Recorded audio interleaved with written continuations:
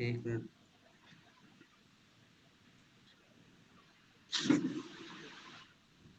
भैया, ये हो तो गया है। हाँ, लेकिन आप ये बताइए कि इसको बड़ा बड़ा मैं कर सकता हूँ ना?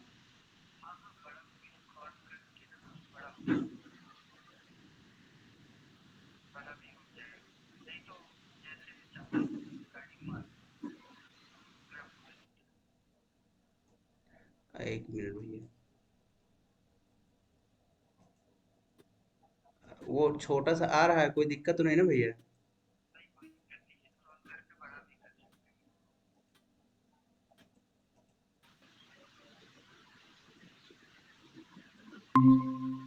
एक मिनट भैया, फिर और लोगों को जोड़ नहीं सकते हैं उसमें? एक बार जो जोड़ दिए उतने ही रहेंगे, है ना? ठीक है, रिकॉर्डिंग ऑन हो गई है ना? ठीक ठीक ठीक ठीक। नहीं, मिनिमाइज नहीं है, मैंने मैंने उसको मैक्सिमाइज किया, बट पूरा हट नहीं रहा है वो। हाँ, तो उसका कोई प्रॉब्लम नहीं है ना? हाँ हाँ हाँ, ठीक है फिर, है ना भैया? ठीक, मैं भेज रहा हूँ भैया, ठीक ठीक।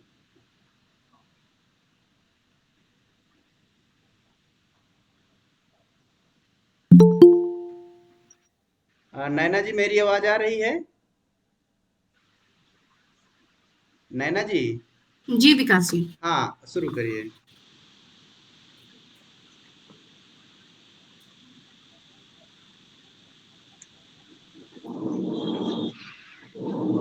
जी विकास जी, आ रही है आवाज।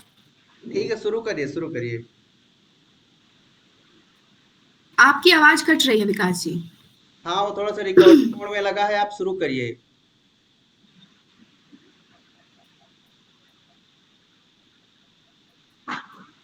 जी।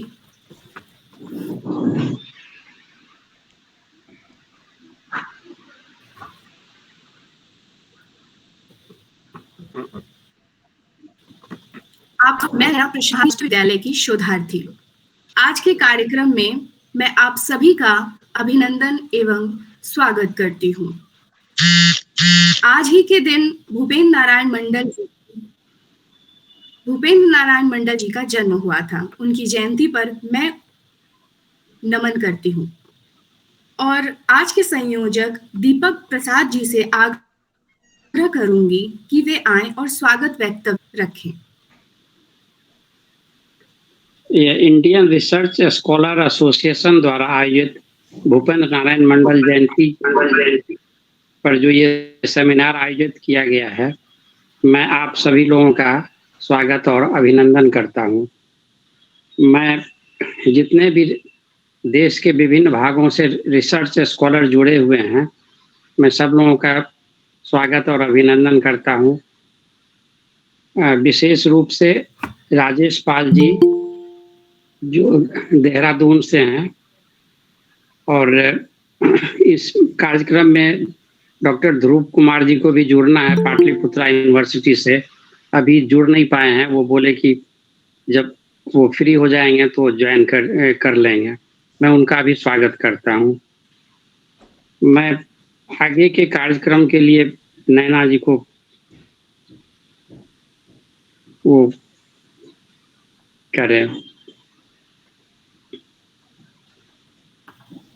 बहुत बहुत धन्यवाद। मैं विषय परिचय के लिए तेज प्रताप जी से कहूंगी कि वे आए और विषय दें।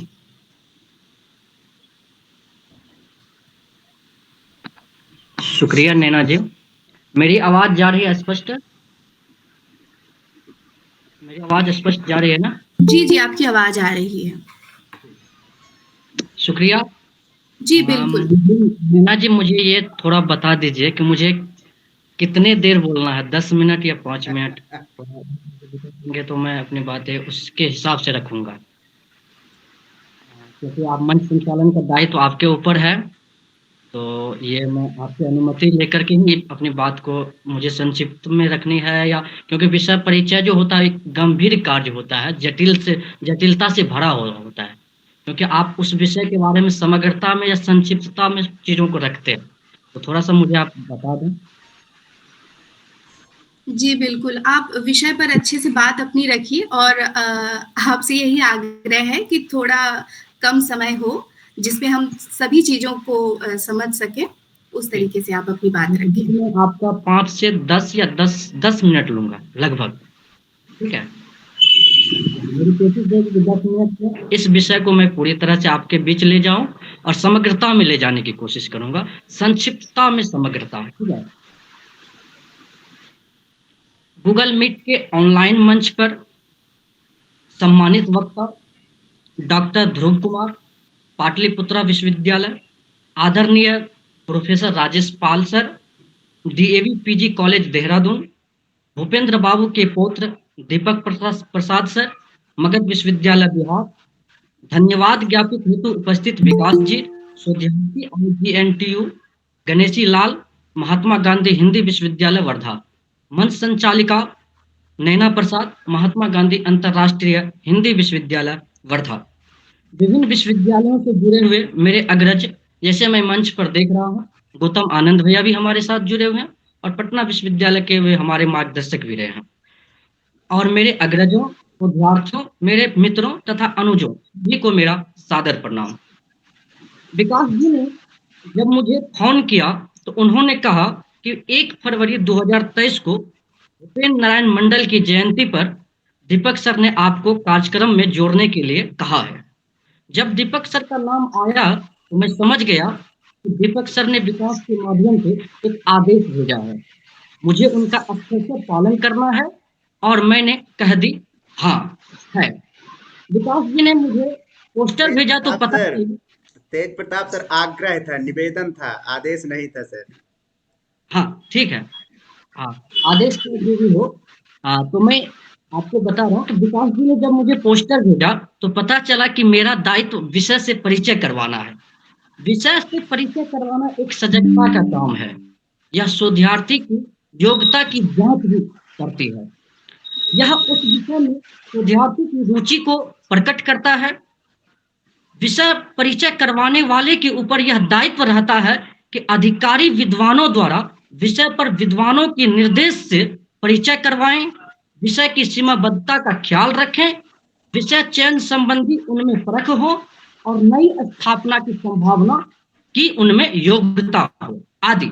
मैं उपर्युक्त विषयों के आधार पर आज के विषय जो पूर्व विदित हैं तो हैं, परंतु विस्तृत फलक को अपने में समेटे हुए हैं। बहरहाल आज का विषय वर्तमान में भूपेंद्र नारायण मंडल के विचारों की प्रासंगिकता है। यह विषय हमें 3 विषयों या 3 तत्व पर विचार करने के लिए विवश करते हैं। वे 3 तत्व क्या हैं? वे 3 तत्व है वर्तमान, भूपेंद्र नारायण मंडल और उनके विचार।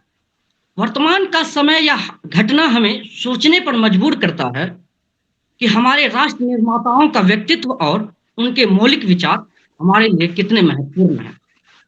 आज भारत देश विचारों के संक्रमण काल से गुजर रहा है। आए दिन अम्बेडकरवादी विचारधारा पर हमला हो रहा है तो गांधीवादी विचारधारा पर कब्जे की लड़ाई चल रही है। समाजवादी विचारधारा में आस्था रखने वाले लोगों का मखौल उड़ाया जा रहा है तो मार्क्सवादी विचारधारा के द्वंद्व के चक्की में द्वंद्वग्रस्त होने पर मजबूर कर रहा है। तो राष्ट्रवाद का नया पाठ पढ़ाया जा रहा है। सांप्रदायवाद को बढ़ावा देकर भारतीय सभ्यता संस्कृति की समन्वादी संस्कृति को चकनाचूर करने पर जोर दिया जा रहा है। ऐसे समय में भूपेंद्र नारायण मंडल के समतामूलक विचारों की प्रासंगिकता महत्वपूर्ण है। 60 के दशक में भूपेंद्र नारायण मंडल ने कहा था कि जनतंत्र में अगर कोई पार्टी या व्यक्ति यह समझे कि वही जब तक शासन में रहेगा तब तक संसार में उजाला रहेगा, वह गया तो सारे संसार में अंधेरा छा जाएगा, इस ढंग की मनोवृत्ति रखने वाला चाहे वह व्यक्ति हो या पार्टी देश को रसातल में पहुंचाएगा। इससे स्पष्ट है कि भूपेंद्र नारायण मंडल के विचारों की प्रासंगिकता जैसी विषय कितना आवश्यक है। आज जब संसद में बैठकर कुछ लोग मेरा और तेरा का पाठ पढ़ाते हैं, उनकी संकीर्णता बार बार उजागर होती रहती है। मुल्ला मौलवी जैसे कट्टरपन जैसे शब्दावली का प्रयोग करते हैं, चुनाव जीतने के लिए झूठ प्रचारित करते हैं और कई सांसदों को उनके संसदीय क्षेत्र से जनता दुत्कार देते हैं या यूं कहें कि भगा देते हैं। ऐसे समय में भूपेंद्र बाबू याद आते हैं। भूपेंद्र बाबू संसद के प्रवेश द्वार पर संस्कृत के प्रसिद्ध श्लोक को आत्मसात करने वाले सांसद हैं। वह श्लोक क्या है? वह श्लोक है, अयम निज वेति गणना लघु चेत साम उदार चरितानु तूस वसुधैव कुटुंबकम। अर्थात दूसरे को है संकीर्ण मन वाले का यही दृष्टिकोण रहता है, लेकिन उदार मन वाले के लिए समस्त जगत अपना ही परिवार है। भूपेंद्र बाबू के लिए समस्त जगत ही उनका आदि चिंतन के अमर साधक भूपेंद्र नारायण मंडल के लेखक शरदेंदु कुमार, जो मेरे प्रिय शिक्षक रहे हैं, कि किताब वर्तमान समय के बड़े पत्रकार रविश कुमार के हाथों लगी तो वे तारीफ करने से अपने आप को खुद को रोक नहीं पाए और उन्होंने कहा, यूं ही अनमने ढंग से किताब उठा ली और पन्ने पलटने लगा, मगर भूपेंद्र बाबू के भाषणों को पढ़ते पढ़ते उनके प्रति गहरे आदर और भाव से भर गया। ऐसा लग रहा था कि मैं एक हीरा खोज रहा हूँ, पहली बार, और कुछ नया जानने का सुख ही सर्वोत्तम सुख है। मैं इस सांसद के बारे में पढ़ने लगा जो लोग राजनीति में 2-3 चिरकुट राष्ट्रीय नेताओं का नाम जपकर अपना जीवन बर्बाद कर रहे हैं, उन्हें अतीत के बेजोड़ सांसदों के बारे में सोच कर पढ़ना चाहिए। भूपेंद्र बाबू जीवन बर्बाद करने वाले या नाम जपवाने वाले सांसद नहीं थे, बल्कि जीवन को समृद्ध बनाने वाले सांसद थे। यह विषय इसलिए भी प्रासंगिक है। भूपेंद्र बाबू गरीबों के हिमायती थे। दिल्ली जैसे महानगरों में झुग्गियों में रह रहे लोगों के अधिकारों के लिए आवाज उठाते थे। उनके भाषण इस बात की प्रमाण है। आज जब विकास मॉडल के नाम पर केंद्र के जो भी सरकार हो, चाहे वो कांग्रेस की हो, बीजेपी को, कोई भी हो, जंगल झाड़ी को उखाड़ रहे हैं, आदिवासी अस्मिता को तहस नहस कर रहे हैं,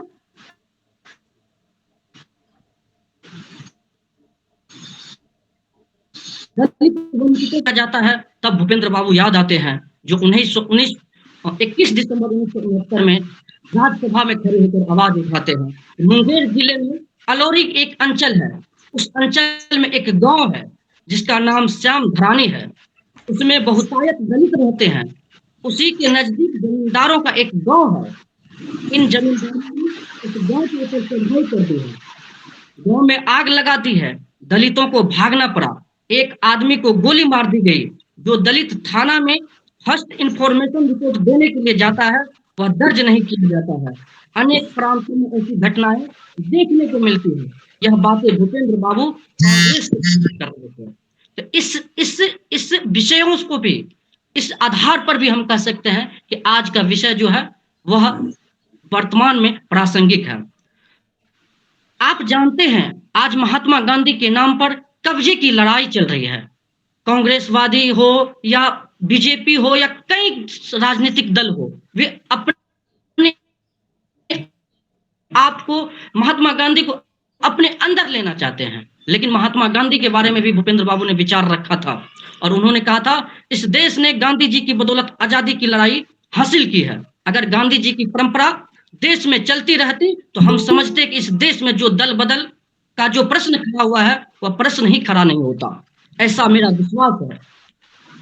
अब आप जान रहे हैं, हम जानते हैं हमारी जो राष्ट्रभाषा है, आप राष्ट्रभाषा नहीं गए, राजभाषा जो है हिंदी है, और वह आजादी के दौर के भी भाषा रहे हैं।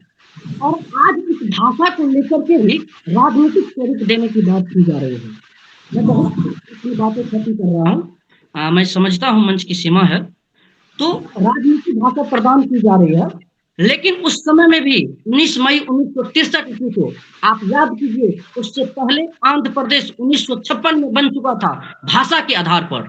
उस समय में भूपेंद्र बाबू ने लोकसभा में खड़े होकर कहा था, मैं यह स्पष्ट कर देना चाहता हूं कि मैं हिंदी के लिए पागल नहीं हूं। मैं तमिल, तेलुगु, असमिया, बांग्ला और सभी देशी भाषाओं को अपने अपने स्थान पर प्रतिष्ठित देखना चाहता हूँ। अनरिग्वेट का रोज झाड़ने वालों के लिए एटीट्यूड पर आगे वे कहते हैं भारतीय लोकसभा ऐसा नहीं मालूम होता कि भारतीय है, यह तो अमेरिकी लोकसभा का दृश्य उपस्थित करती है। दोस्तों, इस तरह से भूपेंद्र बाबू का जो आज का जो विषय है वह प्रासंगिक दिखता है। कहने के लिए भूपेंद्र बाबू पर बहुत सारी बातें हैं, लेकिन अंत में मैं अपनी बात को शरद यादव जो समाजवादी चिंतन धारा को जीते थे, वे इसी माह में पूर्व माह में चले और उनके प्रति श्रद्धांजलि अर्पित करते हुए भी उनके शब्दों में भूपेंद्र बाबू के बारे में कहना चाहूंगा। और अंतिम बात कहूंगा, इतिहास गवाह है कि वक्त की मांग पर, वक्त की कोख से वक्त के अंधेरे को चीरने के लिए वक्त का सूरज निकलता है, जो अपनी किरणों से वक्त के अंधेरे को चीरकर इतिहास का सूरज हो जाता है। भूपेंद्र बाबू परिवर्तन और पराक्रम का पौरुष लेकर ऐसे ही इतिहास के सूरज के रूप में हमारे बीच आदर्श की प्रतिमूर्ति और प्रेरणा के रूप में प्रतिस्थापित है। आप सभी का आभार और विशेष आभार इंडियन रिसर्च स्कॉलर एसोसिएशन को, जिन्होंने मुझे विषय से परिचय कराने का मौका दिया। पुनः आप सभी का आभार और सादर प्रणाम। बहुत बहुत तेज प्राप्त आपने अपने विचारों को हमारे समक्ष रखा। मैं आज के इस कार्यक्रम में अपने पहले वक्ता को आमंत्रित करूंगी, डॉक्टर ध्रुव कुमार जी को, जो पाटलिपुत्र विश्वविद्यालय से हैं। डॉक्टर ध्रुव कुमार जी, आप आए एवं अपना वक्तव्य रखें। नैना जी, ध्रुव कुमार सर नहीं है, देर से जुड़ेंगे, तो राजेश पाल सर को करें। अच्छा जी, मैं प्रोफेसर राजेश पाल जी से आग्रह करी कि वे आए और अपना वक्तव्य प्रस्तुत करें। धन्यवाद नैना जी, मेरी आवाज आ रही है ठीक से? Yes sir. क्या जी, आज के इस महत्वपूर्ण कार्यक्रम के संयोजक इंडियन रिसर्च स्कॉलर सर, आवाज नहीं आ रही है? आ रही है सर, आ रही है। जी सर, अब आ रही है। अच्छा जी, आज के इस महत्वपूर्ण कार्यक्रम के संयोजक इंडियन रिसर्च स्कॉलर के सभी सदस्य और बहुत ही आदरणीय दीपक प्रसाद जी जो संयोजन करता है, तथा कार्यक्रम में जुड़े हुए सभी बौद्धिक लोग, आज हम समाज वैज्ञानिक दलितों, पिछड़ों को की सदैव चिंता करने वाले समाजवादी और शोषितों के मसीहा भूपेंद्र नारायण मंडल जी की जयंती पर उन्हें याद करने के लिए इकट्ठा हुए हैं। मैं उन्हें सादर नमन करता हूं। और आज का जो विषय है, वर्तमान में भूपेंद्र नारायण मंडल के विचारों की प्रासंगिकता, इस पर बात करने के लिए मुझे बुलाया गया है। आज के इस दौर में जब हम भूपेंद्र नारायण मंडल जी को पढ़ते हैं, उनके विचारों को देखते हैं, चिंतन करते हैं, तो ऐसा लगता है कि हम उनके जो विचार समाज में 50, 60 या 70 साल पहले दिए गए थे, वो विचार 50, 60 या 70 साल पहले के नहीं थे, वे आज ही के समाज को संबोधित कर रहे थे। और ऐसा लगता है कि वे विचार उस समय ना दे करके, वे बातें उस समय के लिए ना कह करके उन्होंने आज ही के समय के लिए कही थी। जो दौर संकट का और संक्रमण का दौर आज चल रहा है, जब हम उनके विचारों पर बात करते हैं, चाहे वह जनतंत्र की बात हो, चाहे बात सामाजिक न्याय की हो, चाहे सामंती दमन की हो, चाहे दलित और पिछड़ों की अस्मिता की बात हो, जब हम भूपेंद्र नारायण जी के बारे में पढ़ते हैं, उनके विचारों को पढ़ते हैं, तो हमें लगता है कि वे बातें आज भी उतनी ही प्रासंगिक हैं। मुझे एक महत्वपूर्ण पुस्तक जो शारदेंदु कुमार जी ने लिखी, बहुत ही महत्वपूर्ण पुस्तक, उसके माध्यम से भूपेंद्र नारायण मंडल जी के विचारों को जानने का और समझने का अवसर प्राप्त हुआ। भूपेंद्र नारायण मंडल जी के जब मैं पुस्तक पढ़ रहा था तो सामाजिक न्याय पर उनकी बात से मैं शुरू करूंगा, उनके विचारों को।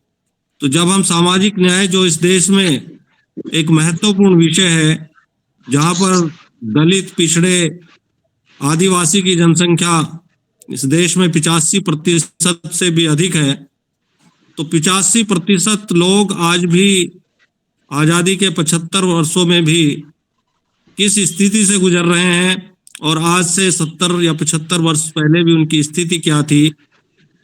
तो भूपेंद्र नारायण मंडल जी के विचारों से हमें ये जानने का मौका मिलता है कि किस प्रकार से वे इस समाज के और समाज के इस दबे कुचले वर्ग के प्रति चिंतित थे।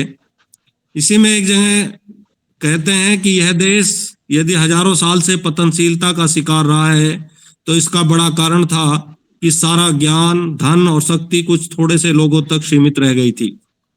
बहुसंख्यक आबादी पर अपना वर्चस्व और दबंगता बनाए रखने के लिए वे बहुत सुनियोजित और सुचिंतित ढंग से इसका इस्तेमाल करते थे। जातियों उपजातियों का महाजाल रचकर उन्होंने भारतीय समाज को इस तरह टुकड़ों में बांट दिया कि यह देश आजादी के इतने वर्षों बाद भी अपाहिज ही बना रहा। विश्व के मानचित्र पर आज भी इसकी छवि लगभग वैसी ही है जैसे कि पहले थी। महज कुछ मुट्ठीभर स्वर्ण जातियों ने अपने स्वार्थ, एकाधिकार और झूठी अहमन्यता में अपार संभावनाओं से भरे इस देश को गर्त में घिसटने के लिए छोड़ दिया। जिन पर कुछ देखिए, माइक ऑफ कर लीजिए और लोग, क्योंकि इसमें डिस्टरबेंस होता है, आवाज स्पष्ट नहीं आती। तो मेरा अनुरोध है बाकी लोगों से कि वे अपना माइक जो है म्यूट रखें। आगे वो कहते हैं कि जिन पर धर्म और ज्ञान की, शौर्य और पराक्रम की, वैभव और संपदा की रक्षा का दायित्व था, वे सब नकारा साबित हुए, क्योंकि बहुसंख्यक आबादी बिल्कुल निरपेक्ष, तटस्थ और उदासीन बनी रही। उन्हें कभी विश्वास में लेने की कोशिश नहीं की गई। उसमें सामाजिकता और राष्ट्रीयता की भावना भरने की कभी कोई प्रयास नहीं किया गया था। पूरी सामाजिक संरचना ही ऐसी बना दी गई थी। ये राजा आपस में लड़ते थे, एक दूसरे की बहू बेटियों को जबरन उठा लेते थे, अपने देशी दुश्मनों से बदला लेने के लिए बाहरी शत्रुओं को घर में आने का न्योता देते थे, और लंबे समय तक यह सिलसिला चलता रहा। वे आज भी अतीतोन्मुख हैं और इतिहास का अनावश्यक महिमामंडन करते रहते हैं। उनमें कुछ नया करने या रचने की संभावना न पहले थी और न आज है। इसी का परिणाम है कि भारत ऐसा अकेला देश है जिसकी जनता ने 1500 सालों में कभी देशी अत्याचारी और अन्यायी शासक के खिलाफ बगावत नहीं की। लोग दुर्बल हैं, उनमें यह विश्वास ही नहीं रहा कि वे भी कभी शासक बन सकते हैं। इसी प्रकार से भूपेंद्र नारायण मंडल जी ने जनतंत्र के बारे में भी बहुत महत्वपूर्ण बातें कही, और उनकी जनतंत्र के बारे में एक कही हुई तानाशाही प्रवृत्ति पर जो उन्होंने बात की, उन्होंने कहा कि जनतंत्र में अगर कोई पार्टी या व्यक्ति यह समझे कि वह ही जब तक शासन में रहेगा तब तक संसार में उजाला रहेगा, वह गया तो सारे संसार में अंधेरा हो जाएगा, इस ढंग की मनोवृत्ति रखने वाला चाहे कोई व्यक्ति हो या पार्टी, वह देश को रसातल में पहुंचाएगा। हिंदुस्तान में सत्ता से चिपके रहने की आदत पड़ गई है, मनोवृत्ति बन गई है, उसी ने देश के वातावरण को विषाक्त कर दिया है। जब हम भूपेंद्र नारायण मंडल जी के ये विचार पढ़ते हैं और इन पर मंथन और चिंतन करते हैं तो हमें लगता है कि जैसे वो 50, 60 या 70 साल पहले न बोल करके आज की वर्तमान राजनीतिक स्थितियों के बारे में बात कर रहे हूं। जो स्थितियां देश में तत्कालीन समाज में थी, वही परिस्थितियां और स्थितियां आज के समाज में भी मौजूद हैं। ऐसा लग रहा है कि जैसे वर्तमान की सरकारों के बारे में भूपेंद्र नारायण मंडल जी हमें सब कुछ बता रहे हों। इसी प्रकार से उन्होंने कहा कि हजारों साल से चली आ रही एकाधिकारवादी मानसिकता से जुड़ा हुआ है ये प्रश्न है। निसंदेह यह क्रांतिकारी मिजाज उस विचारधारा से पैदा होगा जो सामाजिक न्याय की बुनियाद पर विकसित हुई है। उन नेताओं और बुद्धिजीवियों से संभव होगा जिन्होंने इस ऐतिहासिक अपराध का दंड भुगता है, जो इसे बखूबी समझते हैं, जिनमें इनके विरुद्ध बोलने और जूझने की साहसिक अक्षमता है। कांग्रेस ने सामाजिक न्याय की शक्तियों को कभी मजबूत होने नहीं दिया, और तो और उसने सामाजिक बदलाव की गति भी अवरुद्ध कर दी और उसकी दिशा भी उलट दी। तो जो कार्य आज भारतीय जनता पार्टी कर रही है अपनी सत्ता और के दौरान, कांग्रेस ने भी उसी तरह की स्थितियां उत्पन्न की और भूपेंद्र नारायण मंडल जी ने उनके बारे में इन सब बातों को व्यक्त किया। इसके अलावा वे एक समाज वैज्ञानिक थे। उनकी समाज विज्ञान से संबंधित बातें जो उन्होंने दलितों और पिछड़ों में आत्मबोध जगाया, उनमें अस्मिता बोध जगाया, और वे कहते हैं वे जो आरक्षण का विरोध करते हैं और मेधा, प्रतिभा और खुली प्रतिद्वंदता की बात करते हैं, ये वही लोग हैं जिनके पुरखों ने हजारों साल से इस देश पर शासन किया है, गरीबों पिछड़ों का शोषण किया है। अपनी मेधा और प्रतिभा को वे वंशानुगत समझते हैं, जबकि वे वास्तव में अपराधी हैं। और इसी में आगे समाज के इंतजाम से जो लोग वंचित रहते हैं, वे सांस्कृतिक तरीके से और दूसरे तरीके से भी, जैसे राजनीतिक दृष्टि से भी पिछड़ जाते हैं। और इस देश में हजारों साल से यही कार्य हुआ कि दलितों, पिछड़ों को इस सांस्कृतिक विरासत से वंचित रखने का कार्य किया। इसलिए लोग पिछड़ते रहे और इसका जो प्रभाव था वो समाज में लगातार आज भी बना हुआ है। उन्होंने पूंजीवाद का भी जमकर के विरोध किया और पूंजीवाद का विरोध करते हुए वो कहते हैं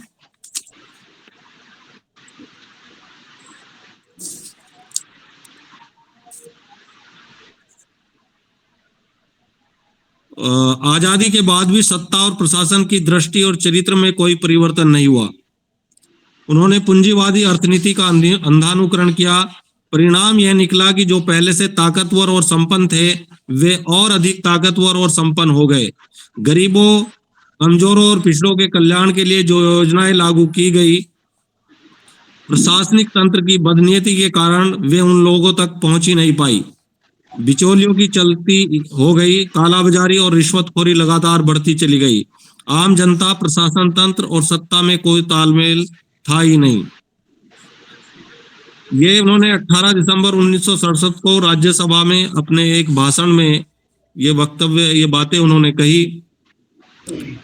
और गरीब लोगों के बारे में उन्होंने कहा कि बड़ी जाति के लोग छोटी जाति के लोगों की तकलीफों को महसूस नहीं कर पाते हैं। जितनी गरीबी है सब छोटे समाज के लोगों में है और ये प्रशासन में काम नहीं कर रहे हैं। इसलिए न तो उपयुक्त नीति बन पाती है और न ही उसका ठीक से कार्यान्वयन हो रहा है।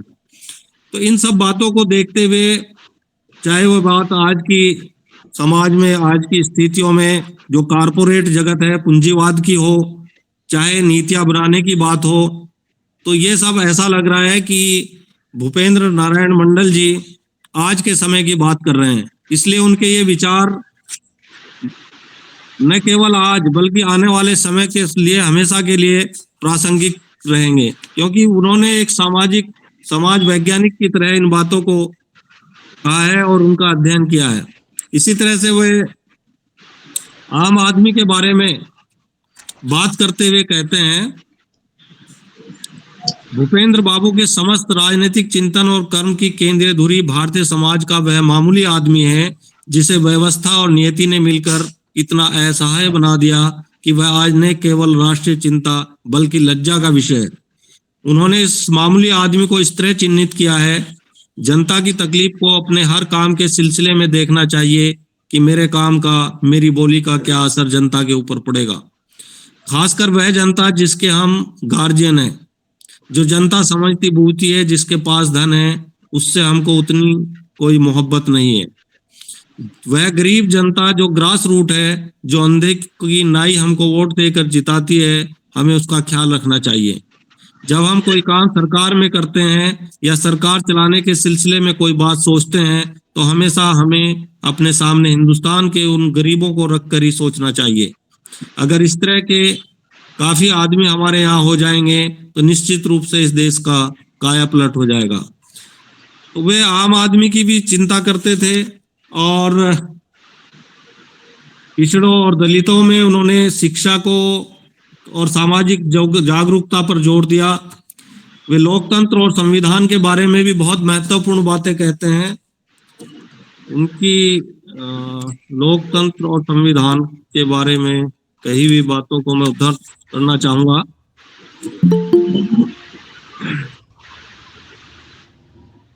लोकतंत्र में आस्था का यह अंतिम और अंत्यांतिक तर्क है। विरोध और अभिव्यक्ति की स्वतंत्रता लोकतंत्र में ही संभव है, अन्य दूसरी व्यवस्थाएं इसकी अनुमति नहीं देती हैं। भूपेंद्र बाबू इस व्यवस्था के अंतर्गत ही व्यवस्था और स्थिति परिवर्तन की लड़ाई लड़ रहे थे। लोकतंत्र को जनोन्मुख और सशक्त बनाने के लिए संसद में उन्होंने अपनी ओर से लगातार सकारात्मक प्रयास किया। लोकतंत्र की बुनियादी जरूरतों और प्राथमिकताओं के प्रति वे सत्ता पक्ष को हमेशा सावधान करते रहे। लोकतंत्र का अक्षरण, पतन और अवमूल्यन उन्हें कतई पसंद नहीं था। लोकतांत्रिक व्यवस्था में संविधान सर्वोपरि होता है। सत्ता पर एन के इन प्रकार अपनी पकड़ बनाए रखने के लिए जब सत्ता पक्ष तमाम नैतिकताओं को भूलकर संविधान को तोड़ने मरोड़ने पर उतारू हो जाए, तो विपक्ष के सामने आलोचना और आक्रामकता के अतिरिक्त और क्या उपाय बच जाता है। भूपेंद्र बाबू की यह टिप्पणी इस संदर्भ में सटीक बैठती है। जनतंत्र को चलाने के लिए जो उसका संविधान होता है, उस संविधान की पवित्रता कायम रखने से ही जनतंत्र चल सकता है। लेकिन जिस ढंग से कांग्रेस की सरकार संविधान के संबंध में आचरण कर रही है, उससे मालूम पड़ता है कि संविधान की पवित्रता को वह खत्म ही कर देना चाहती है। ये बात उन्होंने राज्यसभा सदस्य के रूप में 18 दिसंबर 1967 को कही। लेकिन ये बात पढ़ते हुए लोकतंत्र और संविधान के बारे में हमें लगता है कि ये बात जो उन्होंने कांग्रेस के संदर्भ में 1967 में कही, यही बात हूबहू आज हमें भारतीय जनता पार्टी के बारे में भी सत्य प्रतीत होती है। तो इस प्रकार से जो बातें उन्होंने 50, 60, 70 वर्ष पूर्व कही, वे आज भी कितनी प्रासंगिक है, ये बड़ी सोच करके लगता है कि उन्होंने कितने गहन रूप से भारतीय समाज और भारतीय संस्कृति का अध्ययन किया, यहाँ के जनमानस का अध्ययन किया। एक बहुत ही महत्वपूर्ण उन्होंने बात कही, जो उसको जो चुनाव आयोग को लेकर के कही थी कि चुनाव आयोग किस प्रकार से कार्य करता है और किस प्रकार से उसको नियुक्त करना चाहिए, उसकी शक्तियों को किस प्रकार से क्रियान्वयन होना चाहिए। वह भी ऐसा था, ऐसा लगता है कि वे जैसे आने वाले भविष्य को देख रहे हों और उस भविष्य के लिए वे पहले से अपनी बातों की घोषणा कर रहे हों। क्योंकि आज भी चुनाव आयोग की जो स्थिति है, चुनाव आयोग की जो कार्य प्रणाली है, वह भी बड़ी संदिग्ध लगती है और उस समय भी चुनाव आयोग की जो प्रक्रियाएं थी वे भी संदिग्ध रही होंगी। तो इस प्रकार से हम देखते हैं कि बहुत सारे विषय हैं जिन पर भूपेंद्र नारायण मंडल जी ने अपनी बातें कही, अपने विचार रखे। क्षेत्रीय संतुलन के बारे में उनके कुछ विचार मैं रखना चाहूंगा। पृष्ठ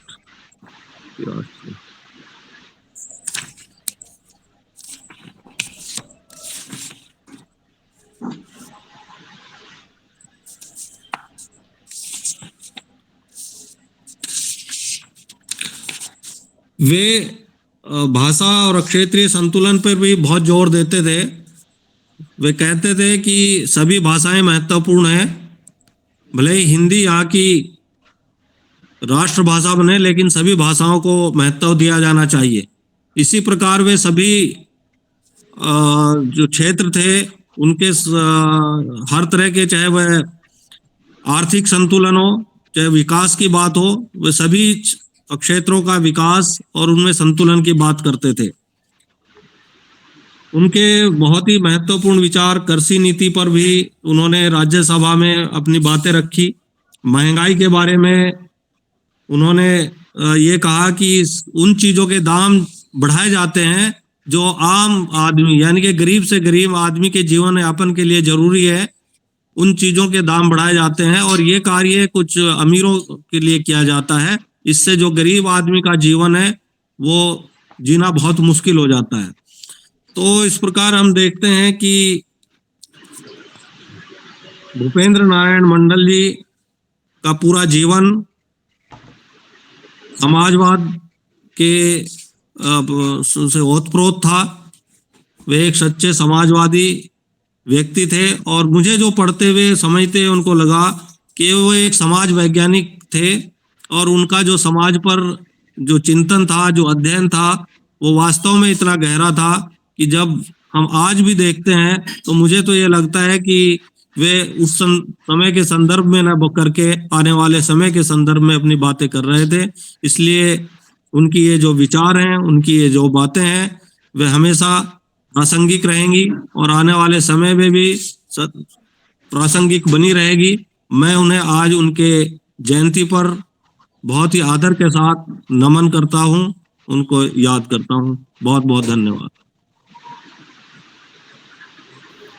बहुत बहुत आभार सर आपका। आपने ज्ञानवर्धित एवं मार्मिक बातें कही और हम सभी लाभान्वित हुए हैं। मैं विकास जी से आग्रह करूंगी कि वे कुछ आज की जयंती के उपलक्ष्य में कुछ कहें। विकास जी, आप आमंत्रित हैं और कुछ कहें, अपने विचारों को रखें हम सभी के समक्ष। दीपक सर कोई और बोलना चाहते हो तो बोल सकते हैं अभी। विकास जी म्यूट हैं आप, माइक बंद है।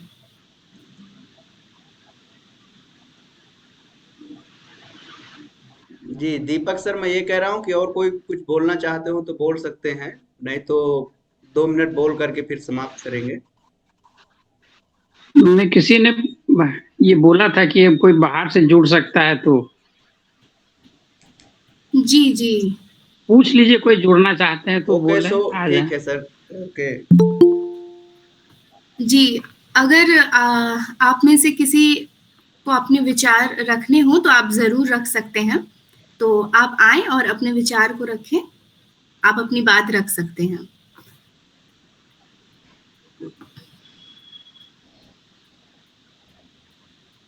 ओके ठीक है, हम लोग ज़्यादा वेट नहीं करेंगे। So thank you so much Naina ji. First of all I would like to thanks to all members of the Indian Research Scholar Association who have organized this lecture about the present relevancy of ideas of the Bhupendra Nath Mandal. And in this series अब हम शायद कि अब हम लोग अपनी बात समाप्त करें, इससे पहले मैं I want to also speak regarding the philosophy and regarding the ideas of the Bhupendra Nath Mandal. So I want to quote the book which is written by the Philip Kotler, Decline of Democracy and Rebuilding Its Future.